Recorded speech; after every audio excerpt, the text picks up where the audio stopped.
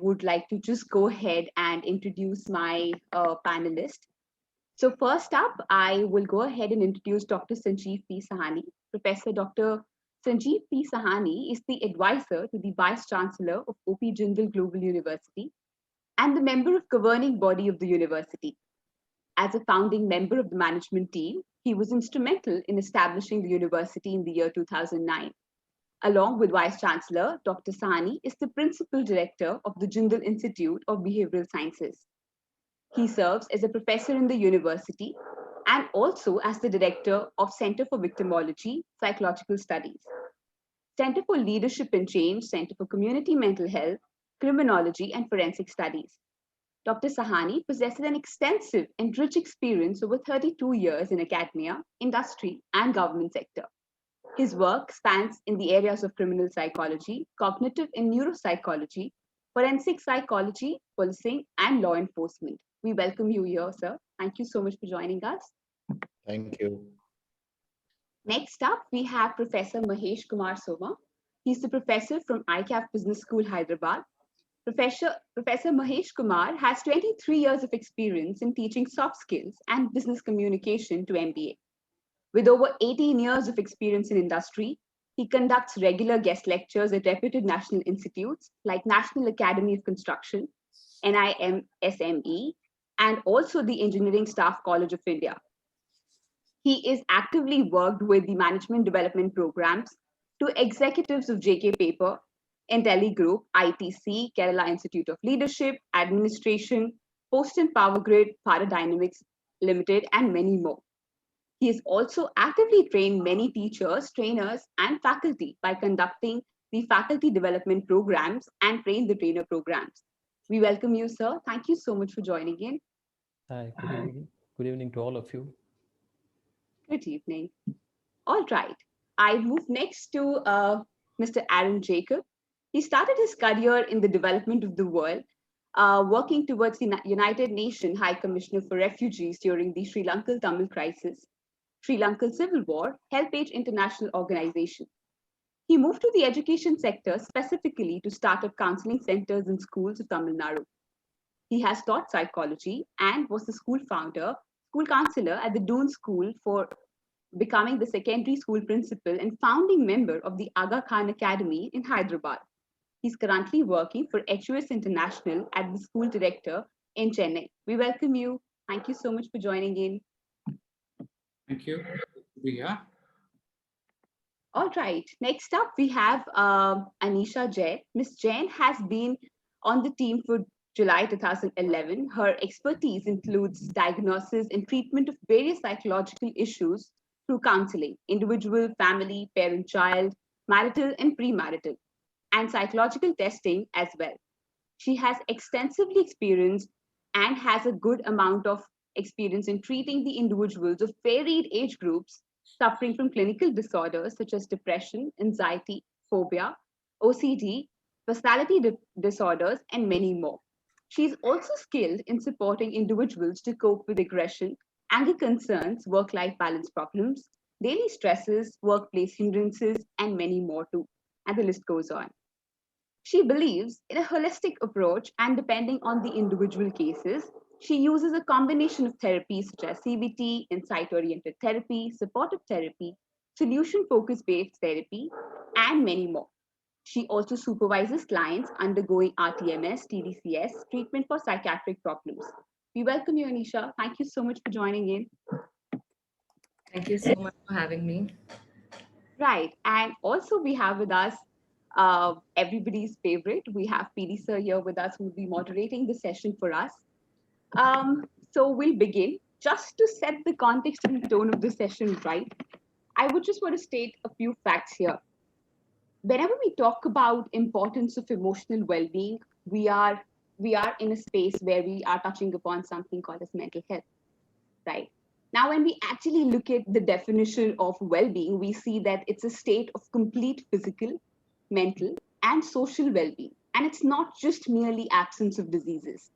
But when we talk about something called as mental health or well-being that we are going to address here, we say that it's an individual's realize his own capabilities, his own stressors, and how he can respond to it. I just want to bring to your notice that we are not working in isolation when it comes to emotional well-being, right? Emotional well-being, to describe it even more and break it down in layman terms, is how well do you understand your own emotions and the emotions of others. Mindler, being an edtech platform, always advocates the fact and the role that career clarity, decision making, informed decision, and sustainable career choices plays in the role of emotional well being. Now, the pressure of performing well academically has been there since always, and it's there in this competitive environment. Now, coupled with a vast array of lifestyle changes, it has drastically contributed to the suboptimal well being. So now I open the platform to all of you and understand your views on emotional well-being. BD sir, over to you. Thank you, Anjana. Thank you so much. I welcome all the panelists, esteemed guests. I welcome you once again on behalf of ICC, Mindler, and personally. Thank you so much for spending your precious time with us. And yes, we've got hundreds of participants here. Just to share with you, they are with us since morning and they're here for a 2-day conference. And the topic for the day, which is emotional well-being, I mean, there couldn't be a better topic looking at the times that all of us are going through, right? So I would straight away open this and I'd start with Dr. Sahani.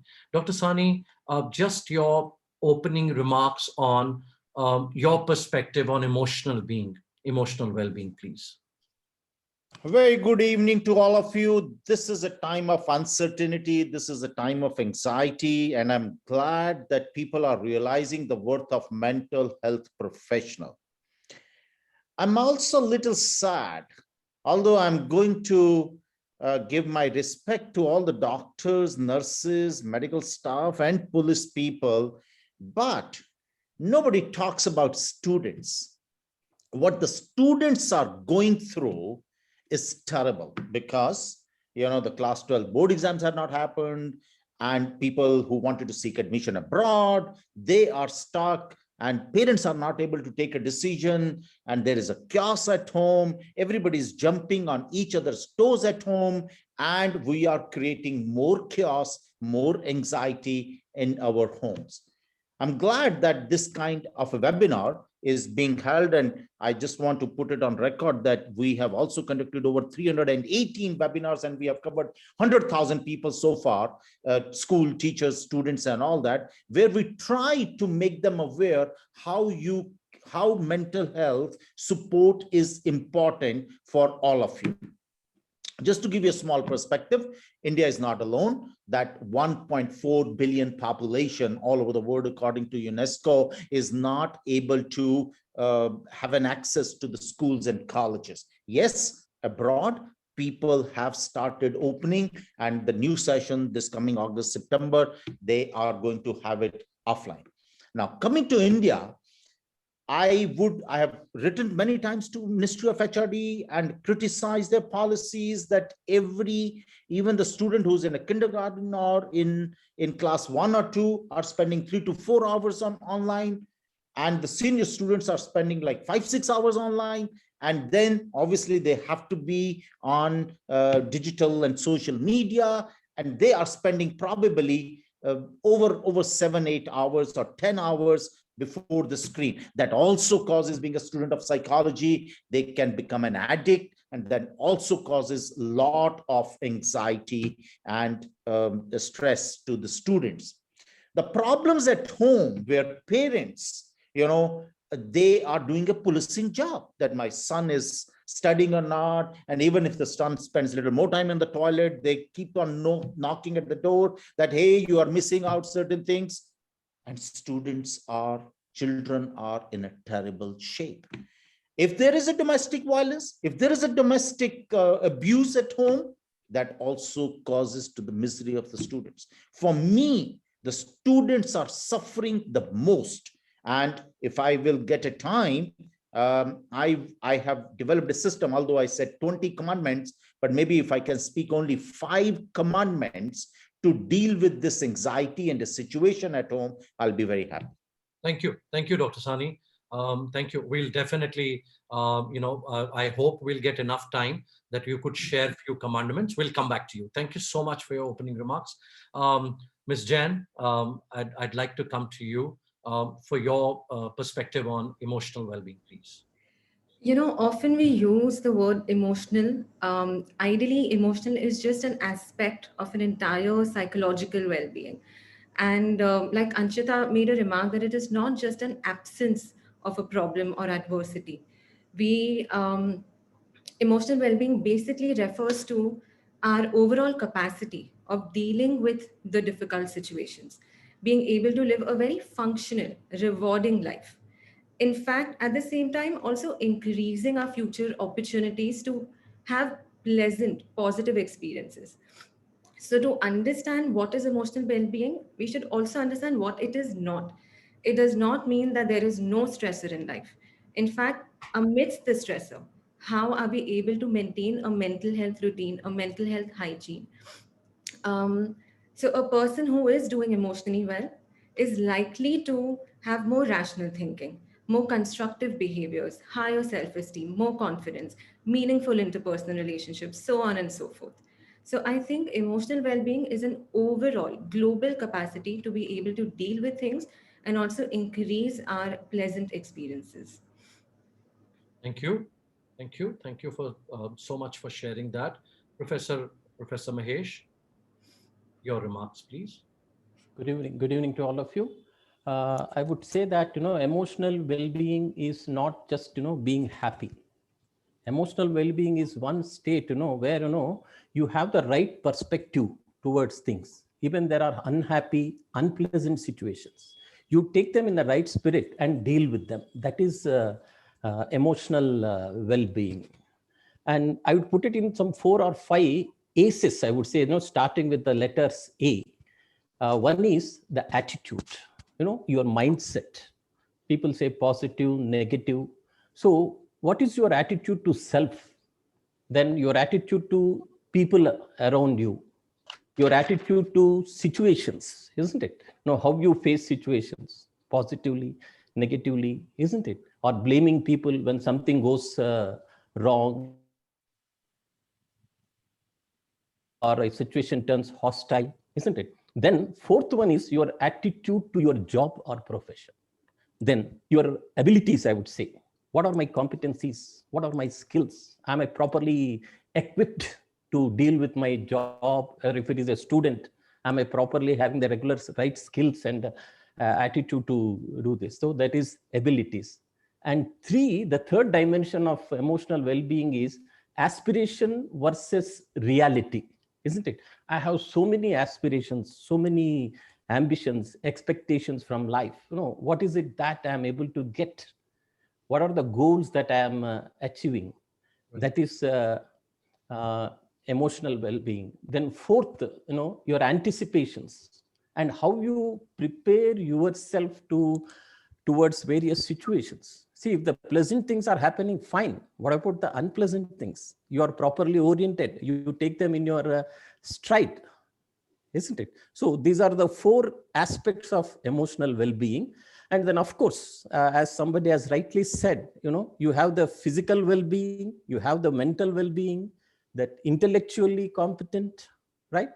Then emotionally balanced, then your proper orientation to the environment. These are the different dimensions of emotional well-being. And last but not the least, I would say, the spiritual well-being, especially people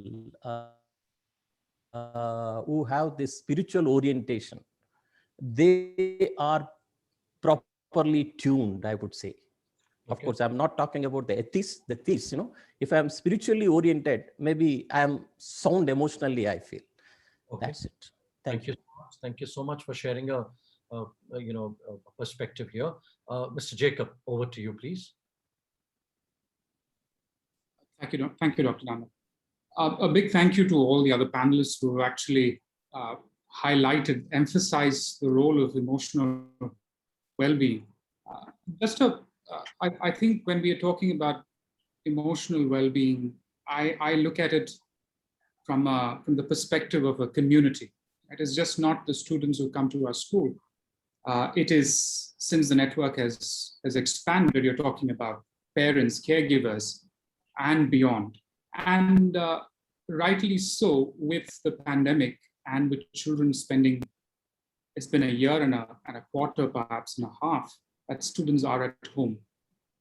So, and our schools, let's say, what have schools done to establish some level of anchoring for the emotional well-being of children, right? So there you are, because I also have to talk about our teachers, right? So you are the first line of defense. The teachers are the first line of defense. When the pandemic struck, let's say, we were like ostriches buried in the sand. Our heads were buried in the sand, completely denying the fact that, oh, we're just going to close for a couple of weeks and we're going to be back there, right? Right. So we could never come back. We've never come back to school. The kids have not stepped in. So that level of uncertainty has certainly caused a lot of turbulence and within the community. And that emotional well-being has completely lost its balance, I would say, as of today. Currently, right now, what we're expecting is completely unprecedented. And when I actually go in and for discussions with students, they are overwhelmed. Right? They're overwhelmed because on one side you have a group of teachers, because I think I'm looking at it from a very privileged perspective of saying, okay, our children have the resources. There are some children who do not.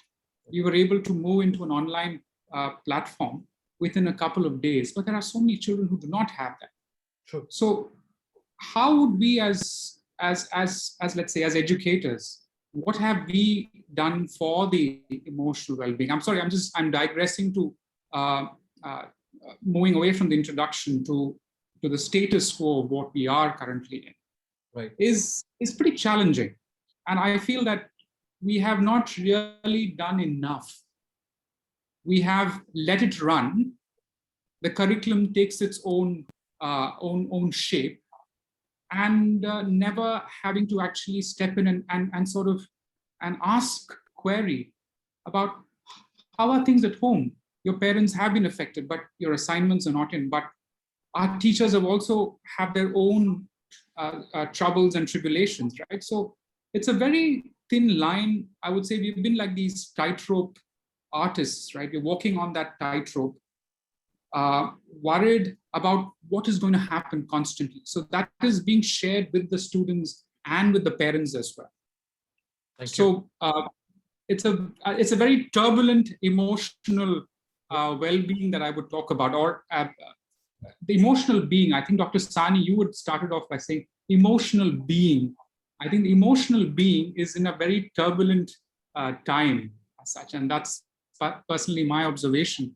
Thank you. And I'm sure everybody sort of reflects on that too. Thank you. Sure, Mr. Jacob. Thank you so much. Dr. Sahani, I'm coming back to you. You touched upon when you talked about students, and you also talked about the uncertainty.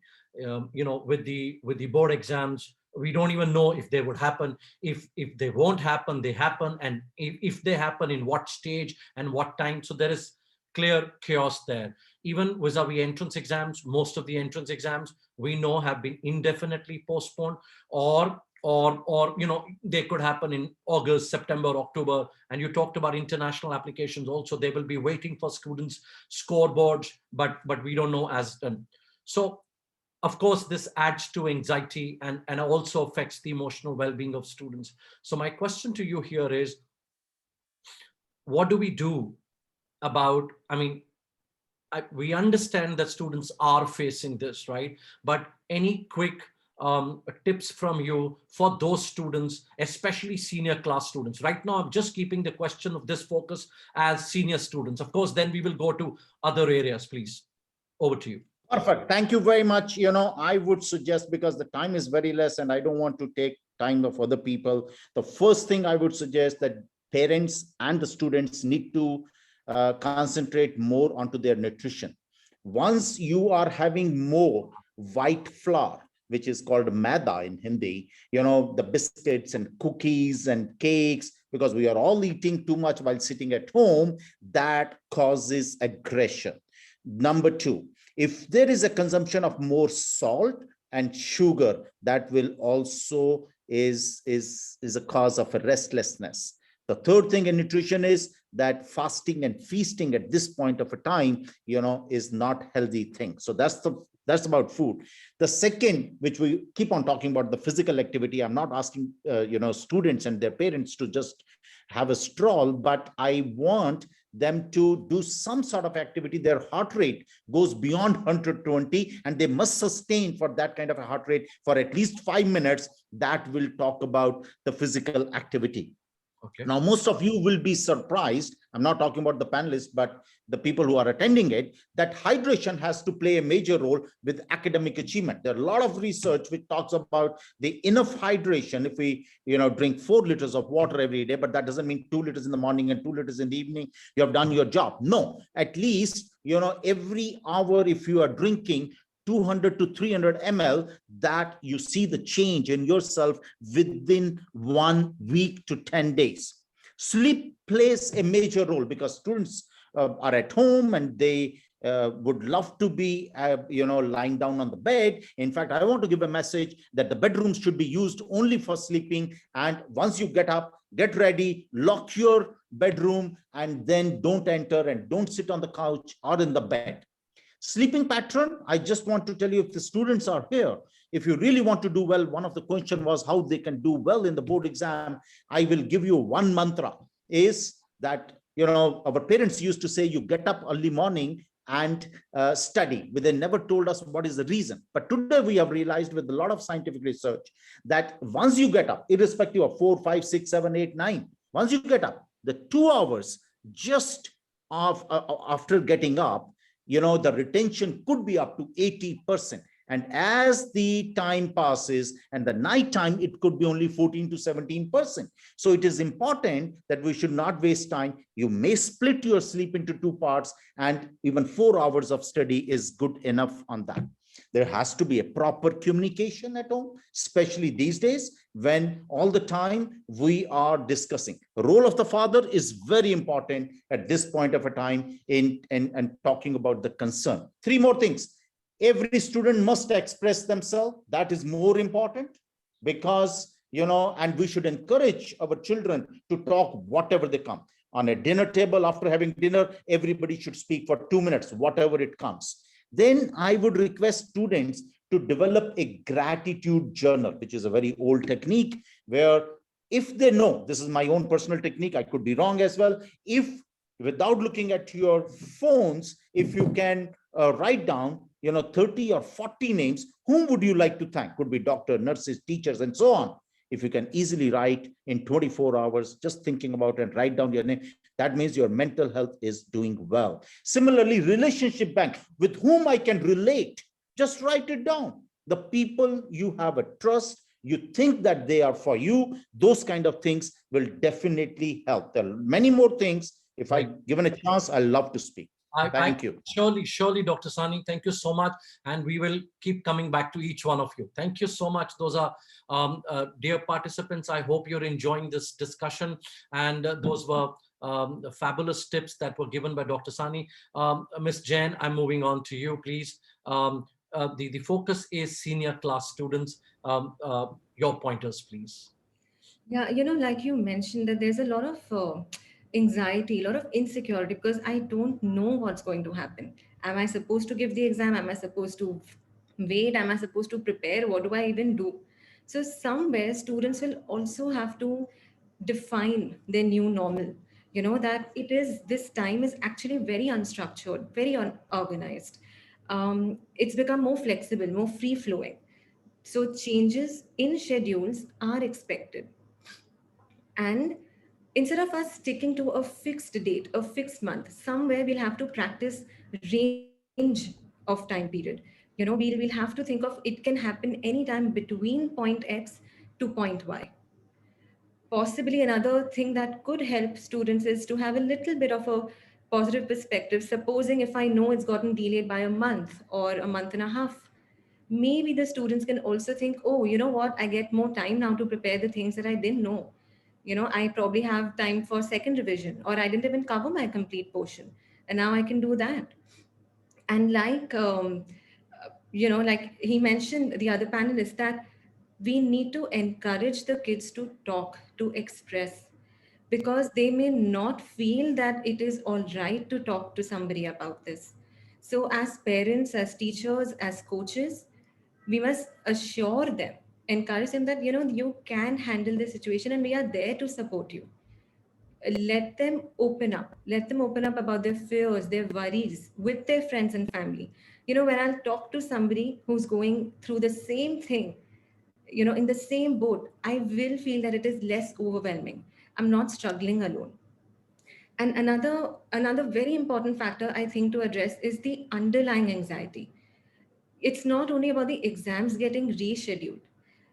We need to remember that the way a student feels accomplished is in terms of scores, numbers, marks, and that's missing from their life right now. So that is probably also causing anxiety and insecurity and lack of confidence. They've not even been in that classroom setting where it's so serious. And they might even feel inexperienced. Am I really prepared to give, even if it's getting rescheduled? you know and sometimes they can even have an anxiety response of procrastination. If I'm anxious, I'm likely to avoid escape from the situation, so I might keep delaying studying. So somewhere, if parents and teachers are aware of this, they can help them to understand these concepts and help them through this. And to add one more perspective, we want to help them change their perspective. They're constantly thinking about future. Aage kya hoga? What do we need to do? What do we need to do? We've got to bring them back to the present, the here and now. What is in my control right now? When will exams happen? I don't know. Nor is it in my control. What is in my control? To be prepared, study as well as I can. So I think some of these things, if followed by the teachers and the students, I think it would help them. No, I mean, absolutely. Very valid points, because, it's the external locus of control. And second is, a lot of students feel, if board exams don't happen, my real potential will never get to, no one will ever get to know. Great. Professor Mahesh, few pointers from you, please. I would like to tell all my young friends here, the students, maybe the teachers, one thing, whatever happens, you take it in a positive stride.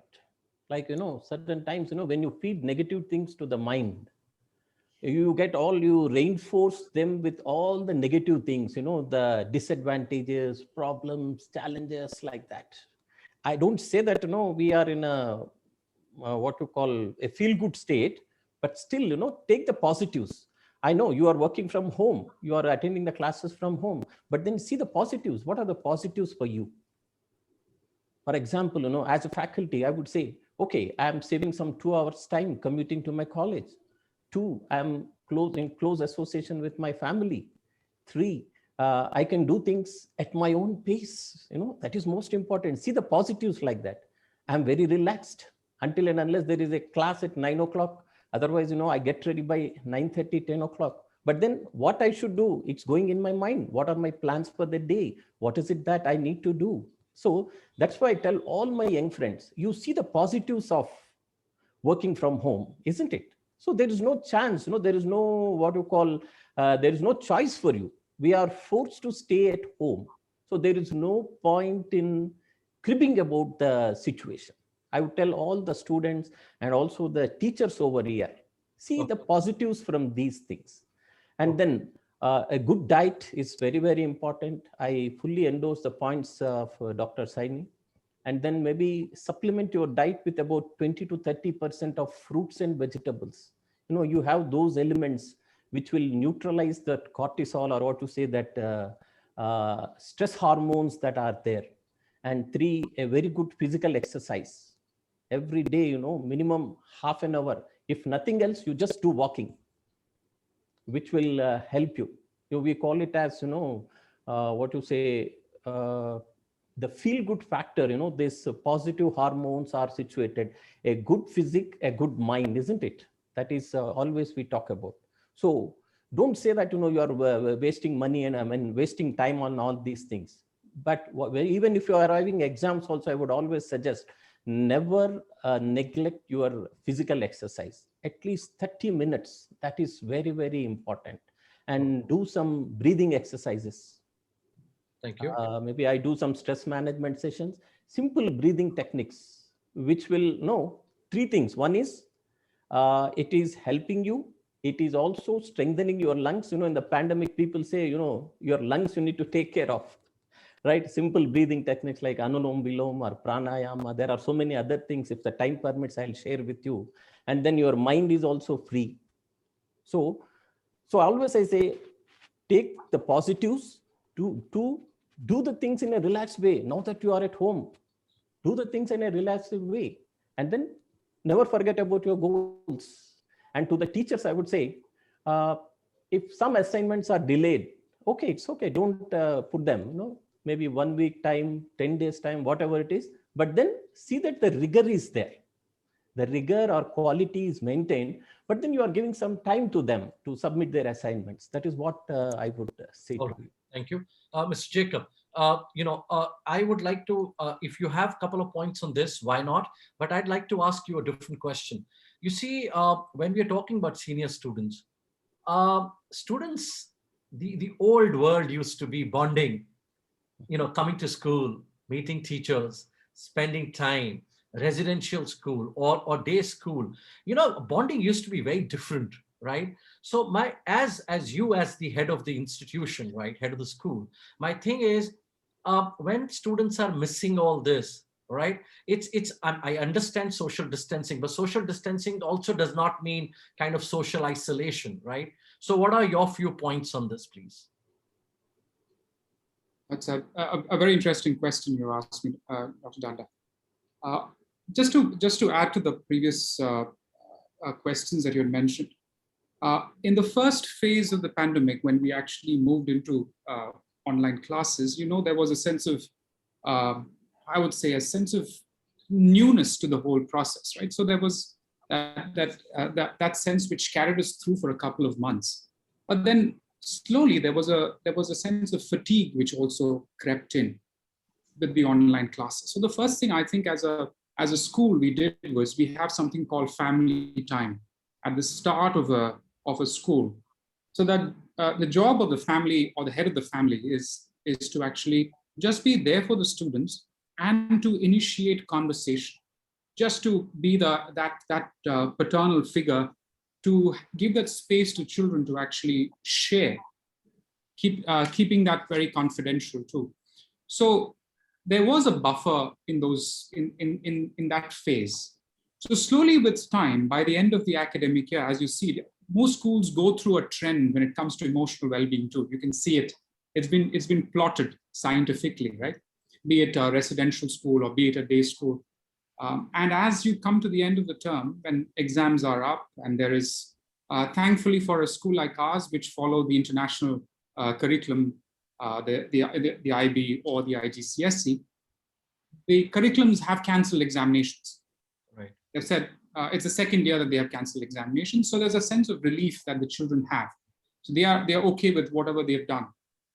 So as such, I can feel that relief among the teachers too.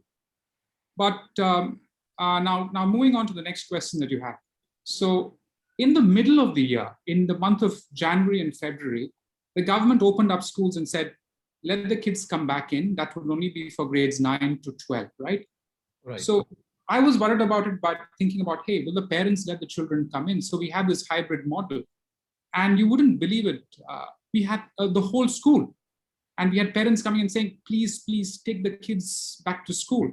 And children, being children, no matter whatever advice, strategy that you used to maintain social distance, we had to give a week off in terms of just re-socialization. It was a re-socialization exercise that we had every teacher construct and deploy.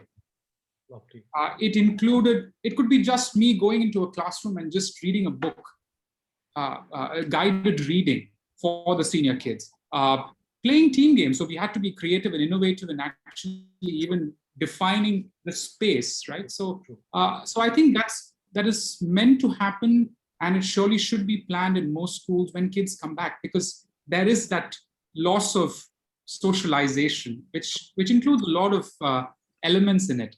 And I'm sure that I'm sure schools and panelists like will actually be will support these kind of ventures, which school does they do have to plan these things, because otherwise you're going to have trouble later on, right? So yes, the re-socialization aspect is so essential, and I think it is more so with the junior classes. So you have students who have never come to school, have never seen their teachers physically, but have to have met them online. So you can imagine what is going through their heads. And then you have one group of parents saying, oh, 4 hours is just too much. Let's do it 2 hours. So this debate will keep going on. And I think as educators, we will have to navigate through this. Sure. Keeping the community, that emotional well-being as such as our primary objective, which is going to be trying for all of us when we actually move into the phase when we are back to normal, hopefully. I completely, I mean, I love that re-socialization. My God, I mean, a couple of years back, we wouldn't have even thought of these terms. Professor Sahani, Dr. Sahani, I'm coming back to you again here. Now, when we are talking about uncertainty, of course, that's one monster we are dealing with. The other factor is that, I mean, I'm sorry, we also as coaches tell students that, listen, you have to make productive use of your time, right? Instead of spending time on OTT platforms, talking to friends, continuously being on, virtual connects, you have to spend time productively, prepare for entrance exams, all right, do certifications, do online internships, do this, do that, make profile building. In a way, all of us are again putting some sort of pressure on students, right? Because, don't worry, it's like, schools may not happen, but please understand, competition is still there. So in a way, the entire society, including coaches, teachers, parents, all of us are trying to tell them, build something, don't, keep doing online programs. So what would be your advice here? PD sir, you have hit on the nail. It's a culture, it's an environment. You must be knowing better than me that SAT is no more required. Yeah. And let me tell you, I'm sure you are aware of it, that almost all the universities, at least in United States, have sent that we don't require your class 12th examination certificate, and you can join. Even I-20 forms have also arrived. They can do it. We can't. Because there's so much regulatory body system we have. We have, the system where a competition between the two schools, between the two teachers, between the two students, between the two brothers. So my question is, how you have asked the question. In fact, I really liked when Mr. Jacob talked about the social distancing. In fact, it's a wrong word. It should be a physical distancing, not a social distancing.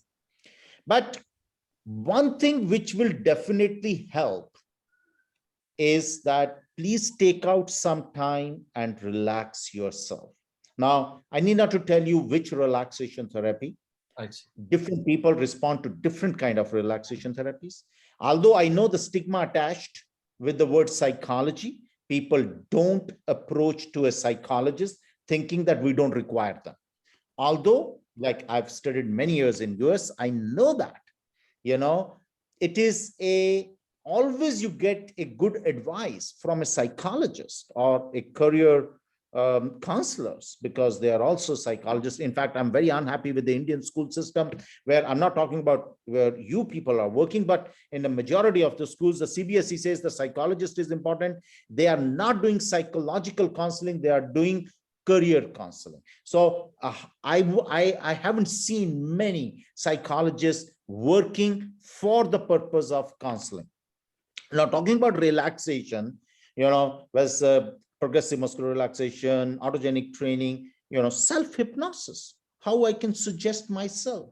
Now, these kind of trainings, yes, you can learn from YouTube, you can learn from, or you can give a call to someone. There are a number of things that are available. We must do that. But the last thing in one of your questions is that how to increase marks of class 12th if the board exam happens. I have an excellent solution, and I guarantee you 10% marks can be increased. It's not a rocket science. That's called photo reading.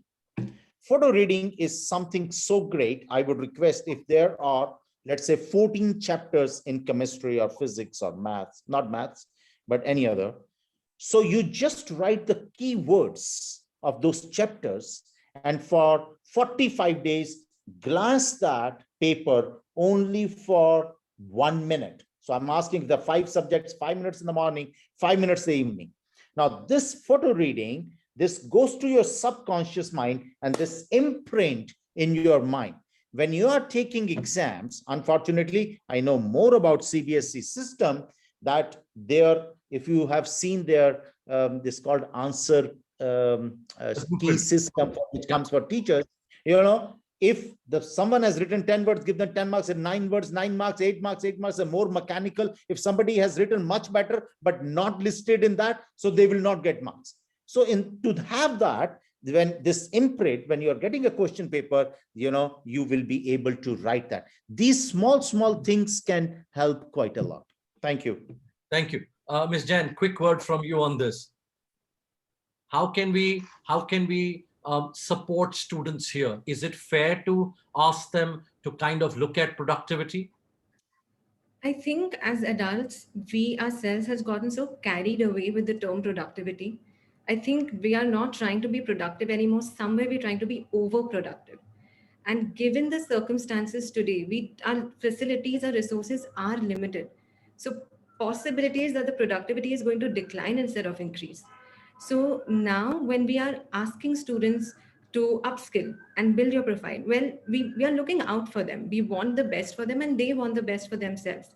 But supposing when I am on social media and I'm comparing myself that, oh my God, that student is, learning this instrument and that person is doing the sports activity, and look, his resume and his CV is going to be so good.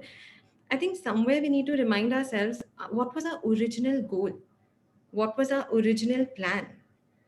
What is our capacity? What is our interest? Are we doing this, including this, because it is required to reach my goal, or because it is an external pressure? Are we trying to please other people? Also, even if it is not a part of original plan, but I think that what Mr. X is doing, could be relevant to me. But understand, if your plate is full, then don't add to it. Instead, replace an item. And that's where you will actually be productive instead of stressed. Sometimes kids are also making assumptions and rules, that if I don't do this, that means I'm a failure. Yep. If I don't do 20 things, that means I'll never succeed. That means I'll be looked down upon. My parents, my teachers will be unhappy. A lot of rules and assumptions they are creating, and we must help them to debunk that. Thank you. Thank you. Quick word from Professor Mahesh. Yeah, I would tell that, one is the parents, the teachers, they have to ensure that the students accept the situation. That is most important. Now, I am reminded of a small story told by one of the psychologist friends, acceptance. Like, I like chocolate ice cream, and I am in some desert where nothing is available, but somebody offers me a vanilla ice cream. But then if I crib about, oh, he has given me vanilla, whereas I like chocolate ice cream. So I have to accept here, I will get only the vanilla, right? So this is acceptance, which has to be driven home. This is most important. Let us not put any false reality to them. Two, the assignment based evaluation could be given to the students, a regular test, they have to prepare, then most of the times they do the rote learning. Instead of that, you give some assignment, let them go through different websites, ask them to give the references of those websites, let them do, you give them 15 days time, 20 days time, as the situation goes, isn't it? So they do at a relaxed pace. And I would say, as a teacher, when the learning happens in a relaxed way, there is a lot of actual, that imbibing the knowledge. Otherwise, there is an exam, I prepare for 3 or 4 hours, and then I mark something, write, and then I forget about it. So you give an assignment based evaluation, some assignment. Okay. And I have done it with my students, and then I've come out with some spectacular results. Similarly, some group or team-based assignments also, where you are developing that friendship, camaraderie, working in teams, isn't it? So they can meet online and then do the assignments. This is what I would. But then the rigor should be there. So that we relax in terms of time, but then the rigor should be there. No, I get your point. Just one request to Mindler team. There are 23 questions to be answered. Please support me, request you to answer. And I would also request if you panelists, if you could also answer a couple of questions. Mindler team, please continue to answer these questions. Mr. Jacob, quick points from you. Then I have another question that's really begging for an answer. Mr. Jacob, you're muted. Yeah, got it.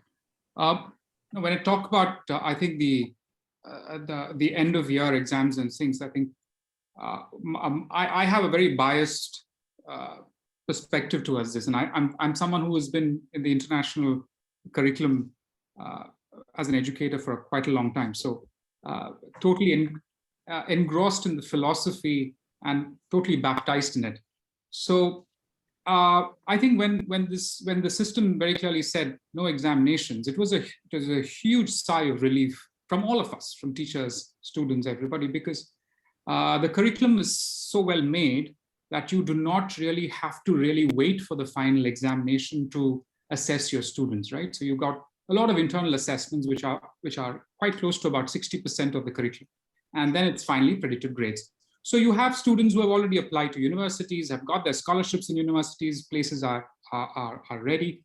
But of course, they don't know if they're going to go right now or they will go later. But they know that the availability of an online platform is currently being offered by school, be it in the UK, be it US, anywhere in the world, right?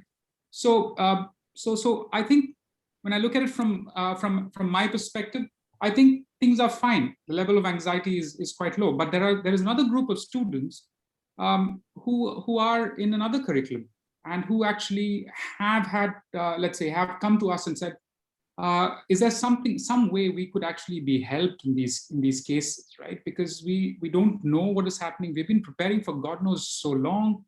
There seems to be no end to it. True. That grand leveler which they are looking forward to has never come.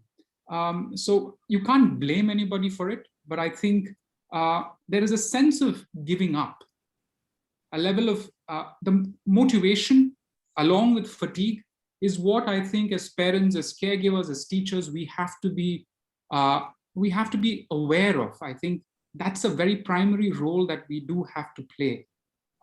Any sense that I think as a teachers, as educators, we are excellent judges of character and personalities when it comes to children. I think trust in that ability. And if you think that there is something not normal, be it online, be it physical, I believe the whole idea that you are the best judges there. And when you know that you can see the child's response on the screen, or even by just sending a message across by saying, hey, is everything all right?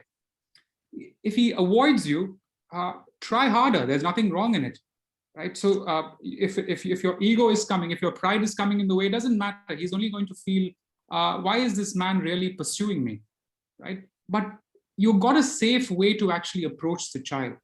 I think that is essential at this moment. The uncertainty is seriously driving motivation to the ground, which is actually going to result in performance which might not be optimum. We have to be watchful for that. And I think there is no, yes, you can't tell them to relax because they will not relax. Yep. Because if you've got a bunch of diligent students who, for them, it is their single-minded focus, because children are are being, we've built them like that. It's not their fault. It's the system which has actually brought them like this. True. But my only suggestion would be, they do need a release valve. Okay, they're all like pressure cookers right now.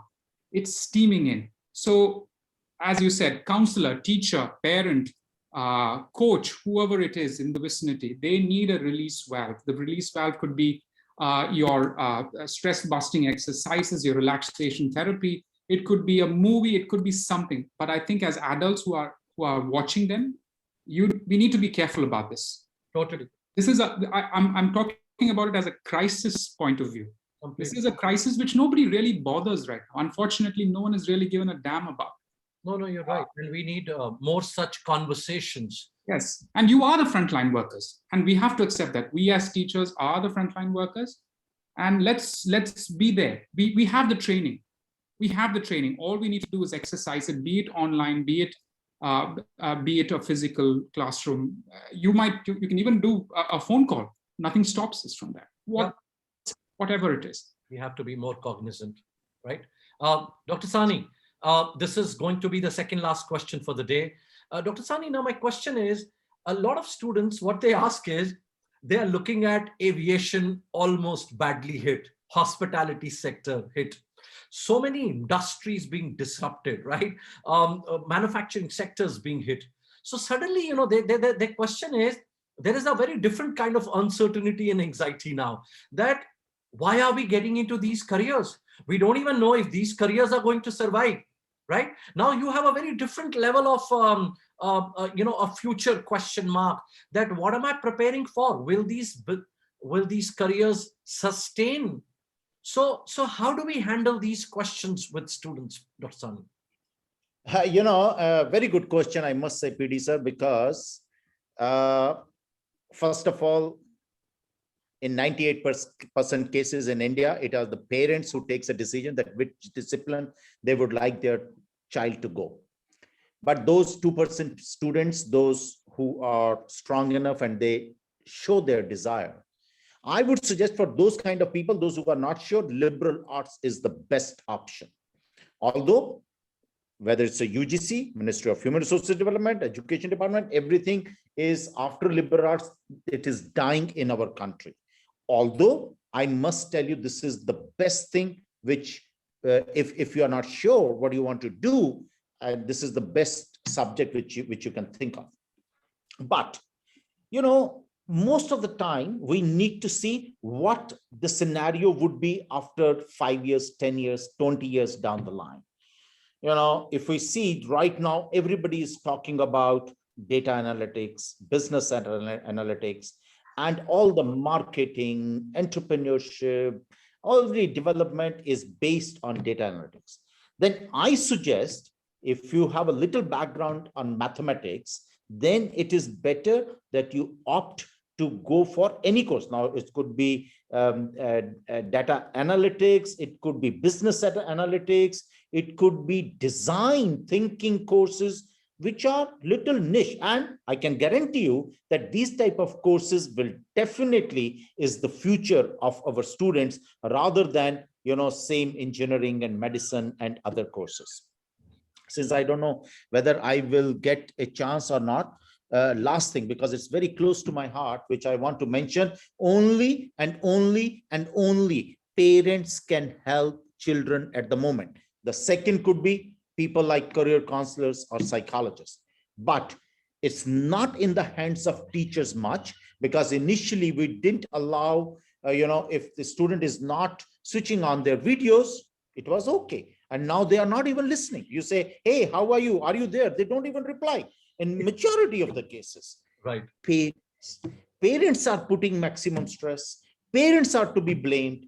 Parents for everything. If the child is not doing, I will give this credit to parents. So may I request the psychologists sitting over here and the career counselors and life coaches that please, this is the time where the students or the children do not require a counseling, but parents require more counseling. Thank you. Lovely, lovely. Professor Mahesh, over to you, please, on the same question. Yeah, I would like to tell you that in the present scenario, more than career, competence is what matters. No, you could be in some program where there are no avenues. For example, like you were talking about aviation, what percentage of students join in that course, isn't it? So I would like to tell you all, mostly the parents and the students, prepare them, the competence over the career. Maybe certain times it might be sluggish, maybe you might there could be some delay. Don't worry about it. So you have the competence. That clarity should be there in all us. My student is competent, he is talented, he is proficient, isn't it? So we are building up the personality. Don't worry about the career, isn't it? So most of the times our education system is such that we are training training them for jobs rather than career. In fact, I would like to tell you all that the present new educational policy, national education policy, is addressing these things. In the first year of graduation, you get one certificate, second year another certificate, third year another certificate. So there is no pressure, and you can slide over to other subjects also. Then that mobility from one college to other college. So many things are there. I think they are reducing the stress on the students. It is student focused. I like what Professor Mahesh just said, that rather than looking at, okay, this job will stay, not stay, let's keep building your expertise, skill, and competency level, and you're not going to be going out of fashion. All right. Mr. Jacob, your points, please. Yeah, there I am. Yes, thank you. Yeah. Now, I think it's we have seen a trend in terms of students opting for liberal arts a lot. And then you have, there's been, I think with the trend in terms of vaccines and viruses and things, kids do tend to also lean towards biochemistry, engineering when it comes to those areas. But engineering still is a prominent field. I think it's more to do with the south of India. I don't know about, I'm not able to comment about it right now. It goes back to history and the British Raj. But yes, a lot of the South Indians here and the students who are here do tend to want to, they lean towards engineering. But interestingly, we've seen a trend towards liberal arts and liberal arts in India, I think, which was the Ashoka University and also a lot of other colleges, which kids are they're willing to explore. And the thing is this, that when the universities in the US, so there is this requirement of saying, okay, let's kind of compare. Right, so I have an admission here in India right now, perhaps at Vellore Institute of Technology, and I've got it at the University of Michigan too. So I remember last year this child saying, "So I think I can just sort of go here to VIT, spend do my engineering here, and then think about now going abroad." Yes. So you have a group of kids who are saying, "Okay, let's stick to India right now because it's all going to be online classes." So I would say it's a differentiated decisions that are being taken right now, which is also out of the box. And I think really appreciate this, that children are able to, and it is, and in these cases, it is mostly the children who are making a call. Yeah. No, but that's also about, that talks volume, Mr. Jacob, that talks of volumes about the city and the kind of institution, because this will vary. So when you go to tier 1 cities or metros, the decision-making is going to be very different. But the moment you start going to tier 2, tier 3, because of, awareness, things change, decisions change. Ms. Jain, your final thoughts on this, please. Yes, I'm hearing every panelist speak about the career and the job competency, which is so important. At the same time, I think I want to bring the attention back to the main topic of today, which is the emotional and mental health. Unless we have that, how are we going to focus on building, being confident or being focused in where our studies is going and how to improve it further? How do we stay motivated to develop that career and job as of right now? So I think it's very important that we address that, and we encourage teachers and schools and corporates and us at Mind Temple. We are conducting a lot of workshops to address this matter, to make them emotionally healthy, to be able to cope with this difficult situation, so they are able to make good decisions, they're able to solve their problems, so on and so forth. Thank you so much. And that's my last question.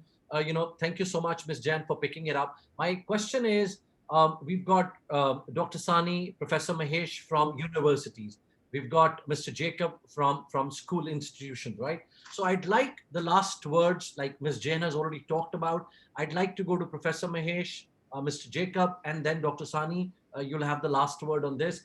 Could you kind of share quick best practices that are happening at your institution? Professor Mahesh, over to you, please. Best practices about emotional well-being, please. Yeah. One thing, we have a full-time counselor. The students can contact them anytime for whatever the reasons, and everything is kept confidential. Two, we have what is called a mentor-mentee thing. Every faculty is assigned some 10 students. So the faculty would be monitoring those 10 students, whether in terms of grades, some advisors, and all those things, right? That is mentor-mentee way of following. Then, we I'm sorry. I think there is some internet. Professor Mahesh, are you here with us? Okay. Mr. Jacob, in the meantime, we could take your points, please. Something that I had mentioned previously is syndicated learning, mock GDPIs. Oh, Professor Mahesh is back with us. Okay. 3. 4, hello? Professor Mahesh, we lost you in the middle.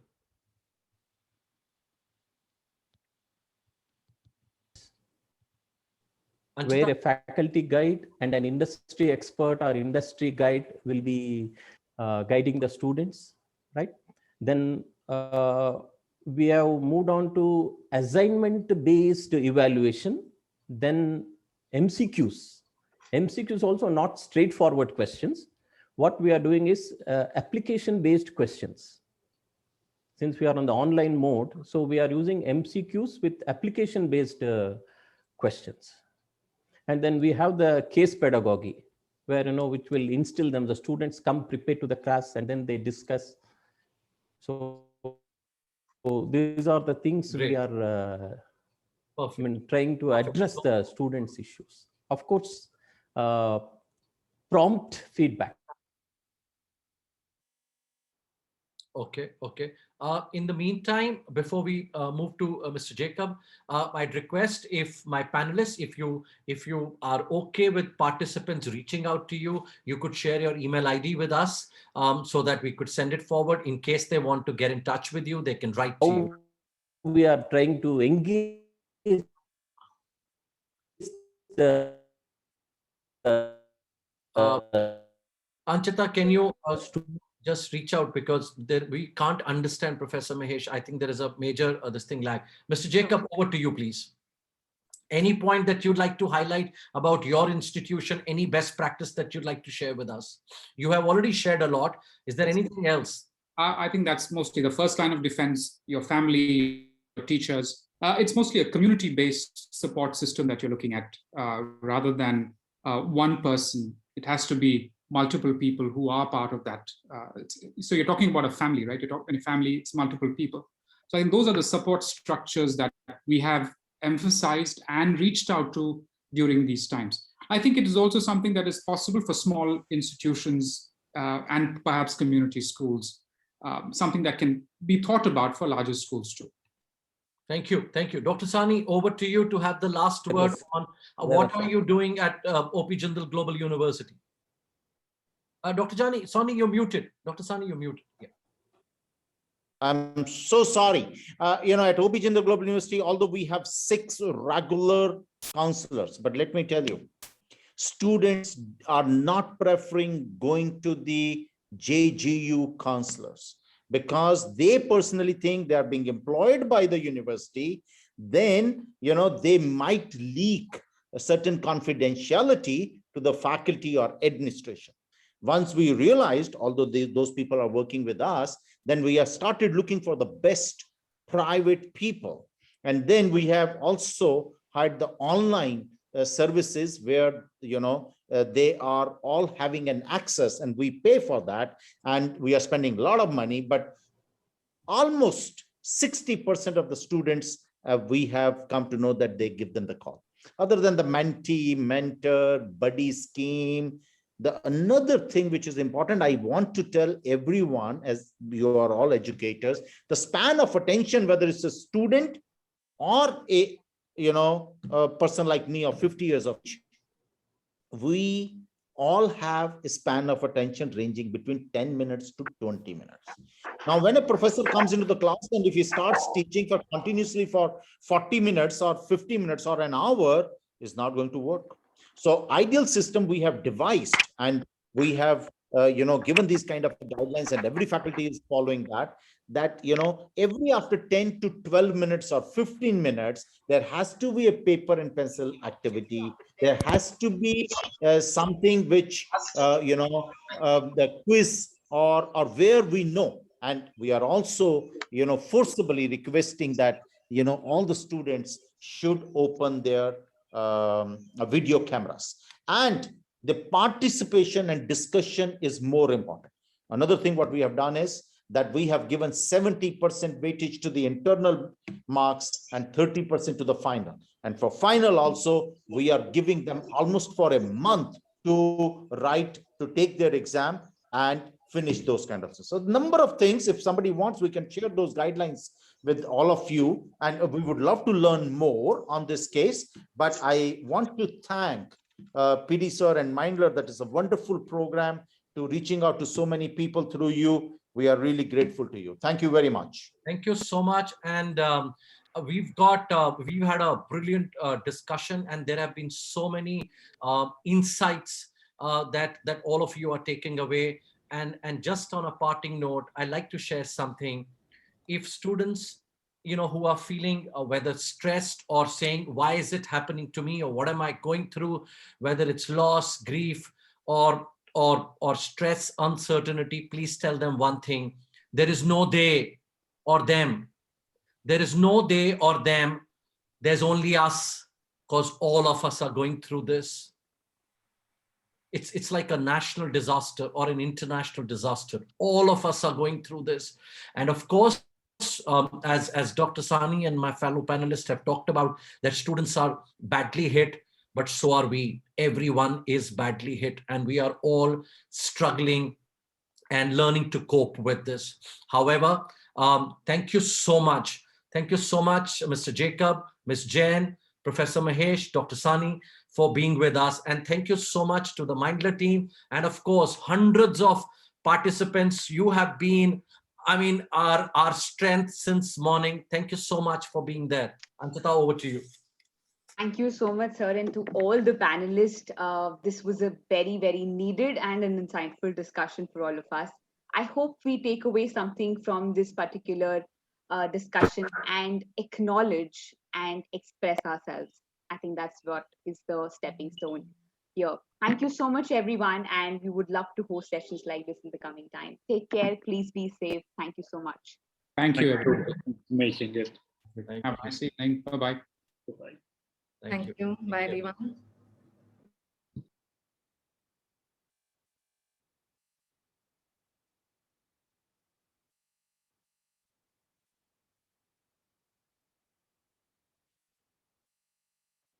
Just team, hold on. I'm waiting for our guests to leave.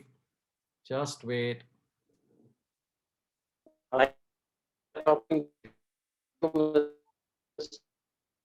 Anchita, are you there? Vansh, anyone here from team? Okay. Thank you. Take care, all of you. Be safe.